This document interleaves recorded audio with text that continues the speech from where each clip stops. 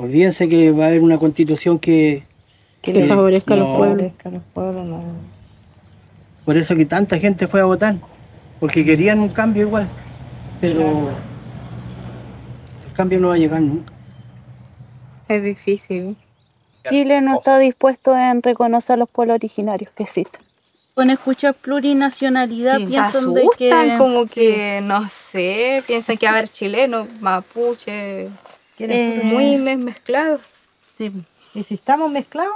piensan uno el miedo de que la Araucanía sea solamente mapuche y que se empiece a sacar la gente chilena, pero es un mito. Chile es un país racista que es incapaz de reconocer de que acá hay pueblo originario, de que es una deuda histórica y que Chile se siente dueño de los pueblos originarios. Lo tiene sometido. Para ello la plurinacionalidad no es algo bueno, porque también le están dando derechos a los distintos pueblos originarios. Al pueblo mapuche, al pueblo diaguita. A todos. Los chilenos dicen nuestros pueblos originarios. Sí, no siempre, somos de nadie. siempre lo interpretan así, que nosotros somos suyos. Nosotros los chilenos Eso somos. me carga. Sí, y Nuestros pueblos.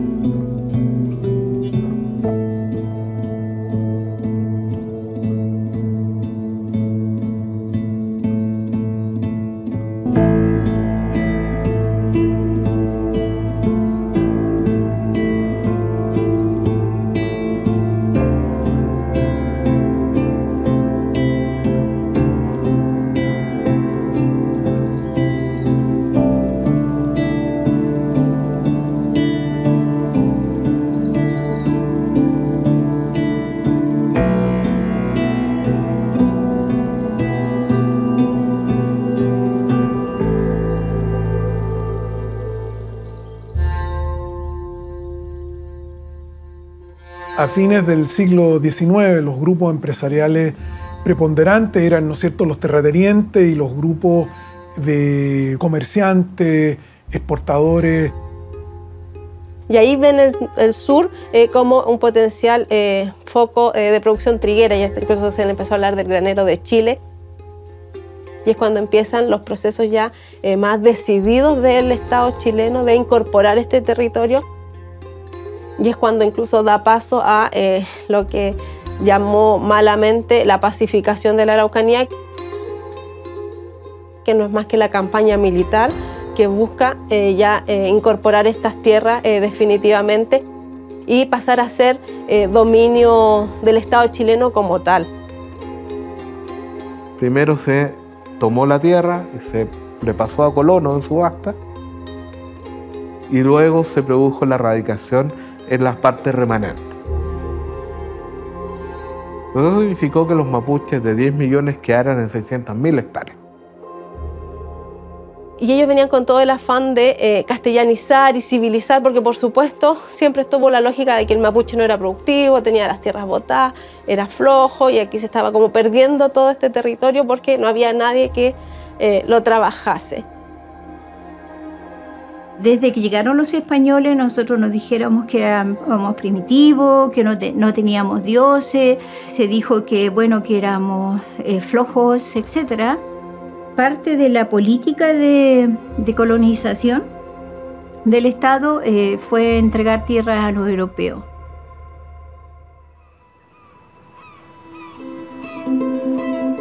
Se calcula que llegaron al menos entre 30 y 50.000 colonos europeos, a quienes se les dio una superficie de tierra muy superior a la que se le dio a las familias mapuche, y que estuvo basado fundamentalmente en la premisa de la inferioridad del otro, de la superioridad del europeo. Empieza ahí a tensionar la estructura mapuche a partir de esta intervención que está generando el Estado chileno, cambiando, por así decir, las cosas al cambiar la tenencia de la tierra.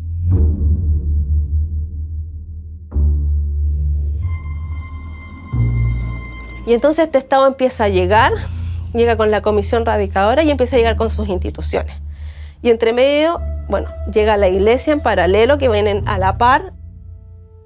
Y entonces llega una idea de escuelas granjas de los misioneros, que buscaban que los hijos de los caciques se educaran, aprendieran a sembrar, a desarrollar la agricultura, como más. Buscaban esta enseñanza como de producción, pero también quitar el mapuzungún y los recuerdos de la gente de que no se les permitía hablar mapuzungún, de que eran castigados, de que eran golpeados por hablar mapuzungún. Y también empiezan a llegar otras instituciones como son, por ejemplo, el registro civil, y comienza a hacer el proceso de inscripción de los mapuches, pero empieza el proceso de cambio de nombres. La Iglesia va a reforzar esta idea de expurgar las creencias mapuches de la vida cotidiana en el sur, y esto corre de mano de lo que está las ideas vigentes en la sociedad, que era la asimilación, es decir, la superioridad de la cultura y de la raza chilena que se está forjando. El intento deliberado del Estado de Chile fue construir la nacionalidad chilena. Donde había muchas naciones, se construyó una nación. Y eso pasaba no solo por la distribución de la ocupación del territorio, la distribución de la propiedad, sino que por el desconocimiento de su carácter de pueblo. Y ahí es donde va a jugar un rol crucial, que es cómo los imaginarios que se habían heredado se reformulan ahora para servir de fundamento a estos nuevos estados. Es decir, la idea del mapuche indómito que se transforma en el mapuche salvaje, violento, y después, cuando se produce ya la ocupación, el mapuche flojo, el mapuche no trabajador, el mapuche alcohólico, pero siempre alguien gobernado por sus pasiones, versus la élite que se proyecta a sí mismo gobernado por su racionalidad. Ni las lenguas, ni la autoridad, ni las leyes indígenas fueron reconocidas, porque en la primera mitad del siglo XX los pueblos indígenas se sumergieron y el esfuerzo de la población indígena fue el de insertarse, el de esconderse, el de mimetizarse dentro de la sociedad chilena.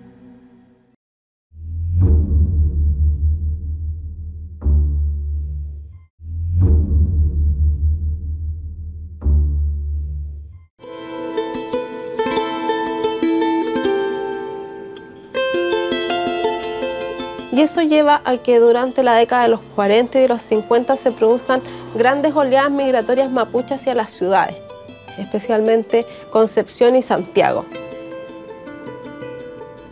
Mujeres pasan a trabajar de empleadas domésticas en la ciudad y los hombres llegan a las panaderías.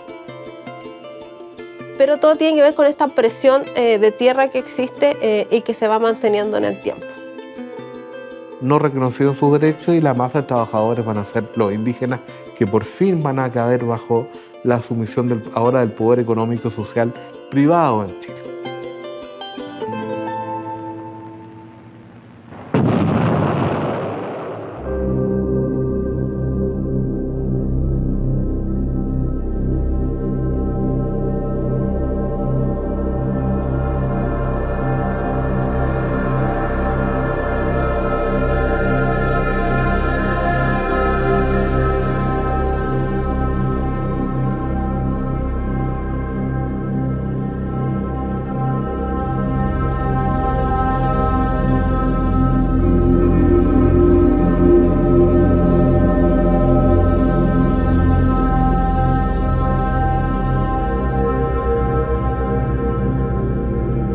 Se produce una crisis del modelo de desarrollo capitalista que tienen una expresión en el crecimiento de la izquierda, la Unidad Popular, el movimiento de izquierda revolucionaria, está el movimiento por exigiendo tierra para los campesinos, mayores derechos para los trabajadores, la reforma del sistema universitario de parte de los estudiantes, la lucha por parte de los pobladores por el acceso a la vivienda.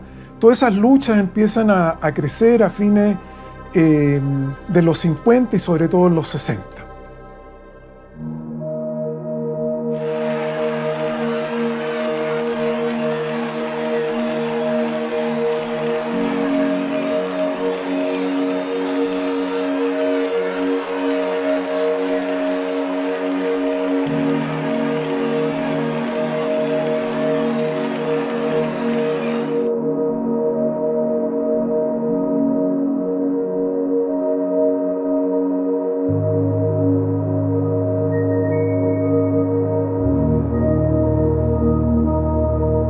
Basta a la dependencia, basta a las presiones, basta a la intervención, para afirmar el derecho soberano de todos los países en desarrollo a disponer libremente de sus recursos naturales.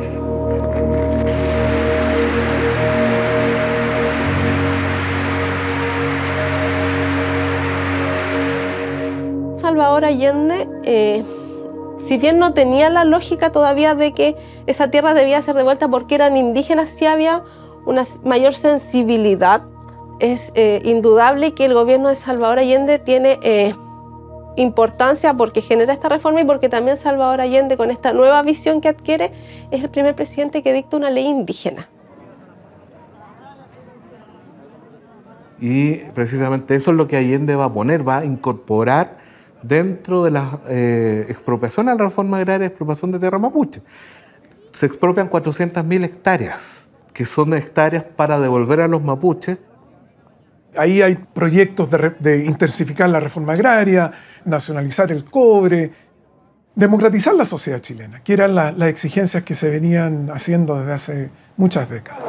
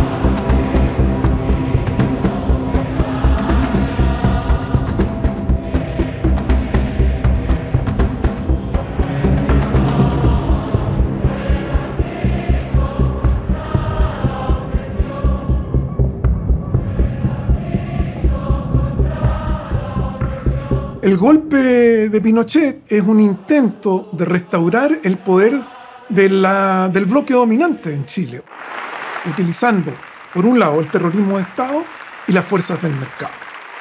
¡Buenos días, regimiento blindado! Desarrollaron un proceso absolutamente transformador en la perspectiva del neoliberalismo. Se reduce el aporte estatal en salud, vivienda, educación. Determina también que, digamos, que el sistema de salud que había avanzado hacia un sistema de salud social y estuviese colapsado y que la educación se transformara en una educación pagada y de élite. El Congreso lo cierran, los partidos políticos, los sindicatos, todo eso es barrido y destruido por la dictadura.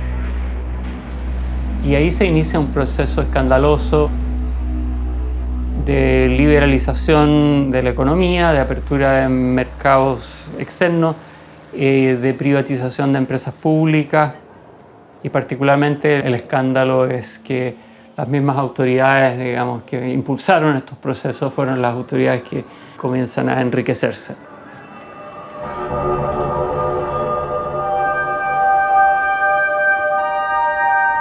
Durante los primeros años del gobierno militar, Chile no era un país forestal y se va a instalar a partir de esas tierras que habían sido expropiadas para devolvérselas a los mapuches y que no se alcanzan a devolver, sino que algunas se devuelven o de otras se queda el Estado se les traspasa a las forestales. Y además establece un sistema de subsidio, Pinochet, que es el decreto de ley 701, para favorecer la creación de la industria forestal a través de la plantación de monocultivos de pino eucalipto en tierras que eran tradicionales mapuches. Como son monocultivos, van a producir un efecto muy acelerado, muy profundo en los sistemas, digamos, en los ecosistemas. Entonces van a producir, digamos, un efecto de secar las fuentes hídricas y van a empobrecer, digamos, la zona, van a disminuir la biodiversidad. Y la dictadura de Pinochet tiene un momento que es súper importante, que tiene que ver cuando dicta el decreto 2568. Entonces, la tierra comunitaria siempre tenía el veto de que no podía ingresar al mercado, porque tú no podías comprar esas tierras. Pero esta es la forma de liberalizarlas y meterlas a este mercado. Se inyectan recursos y se atrae a las forestales para decir que se comiencen a desarrollar. Entonces también esas forestales ahora quieren comprarle a ese vecino que tiene un título individual porque ahora sí puede empezar a crecer.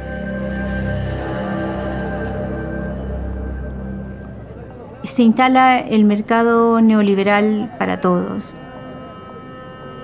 Y las tierras que todavía se mantenían de forma colectiva, él dice, bueno, que tiene que avanzar en la propiedad privada. Ese decreto lo que señalaba era que se acababan las tierras indígenas y dejan de ser indígenas sus habitantes. Por decreto, Pinochet acababa con lo indígena. O sea, con un documento él decía, en este país ya no hay más indígenas porque no hay tierra indígena, entonces ya nadie puede reconocerse como tal. Somos todos chilenos, ustedes no tienen por qué tener ni medidas, ni políticas especiales, ni mucho menos reivindicaciones distintas. Por la vía legal se pretendía aniquilar la existencia misma de los indígenas.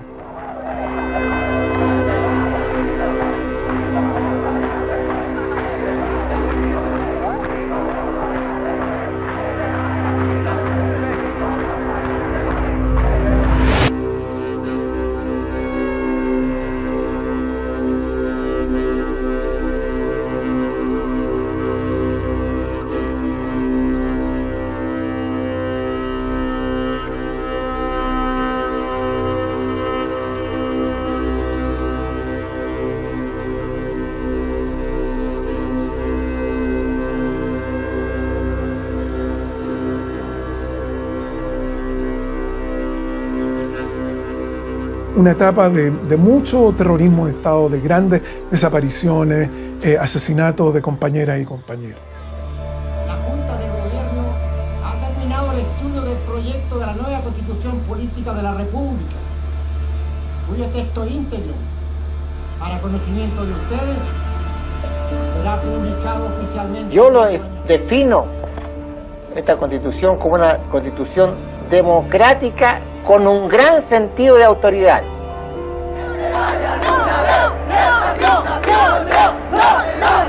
La dictadura impulsa un proyecto hacia la Constitución del 80 que plasma una institucionalidad con límites a los derechos humanos y a la democracia muy radicales.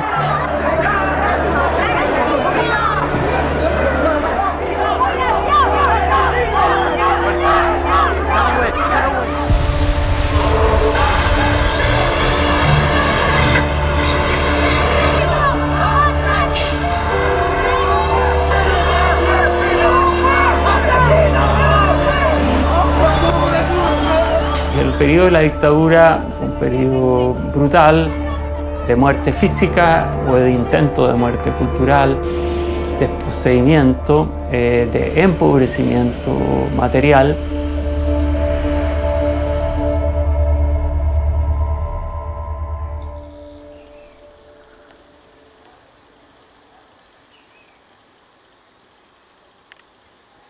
se empieza en ese tiempo, en los años 70, 80, ya después empieza este modelo neoliberal, en donde el gran empresario necesita producir.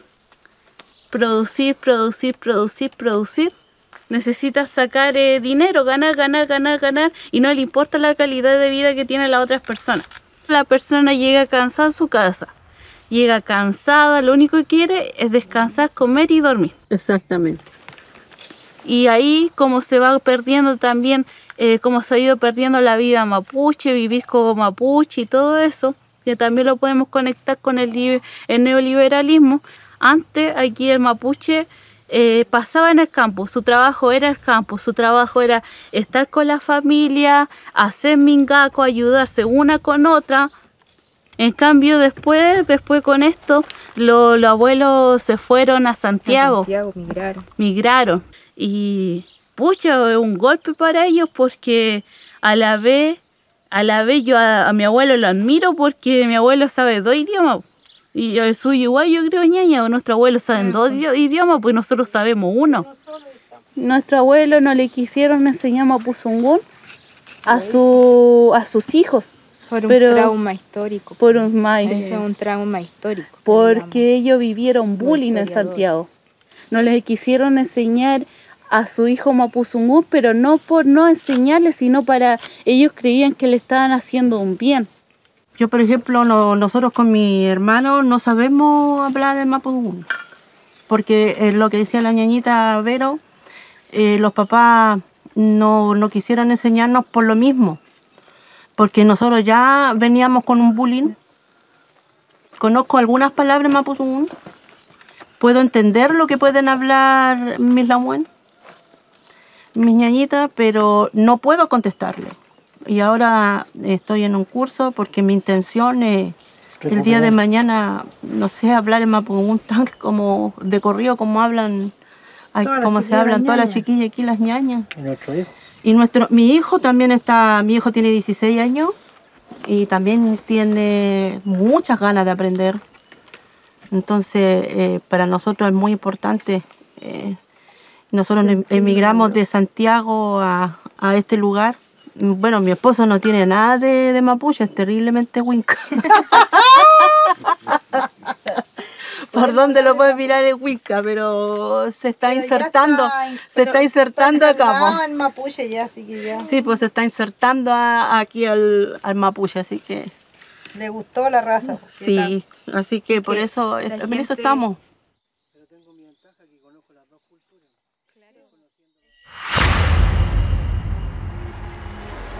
No son para mí peticiones. Las izquierdas chilenas se transforman en globalistas. Esta fue una transición pactada entre élites. Van a inundar donde están tus familiares, tu historia, todos ahí los iban a inundar. Porque van a haber grupos que van a considerar que había que aplicar más violencia. El surgimiento de estos grupos de acción directa llevó al Estado a reaccionar a través de la aplicación de la ley antiterrorista. Hay un racismo que está incorporado en nuestras subjetividades, que está incorporado en cómo opera el Estado, en cómo opera la economía, en cómo opera el conocimiento que se construye y circula en la sociedad chilena.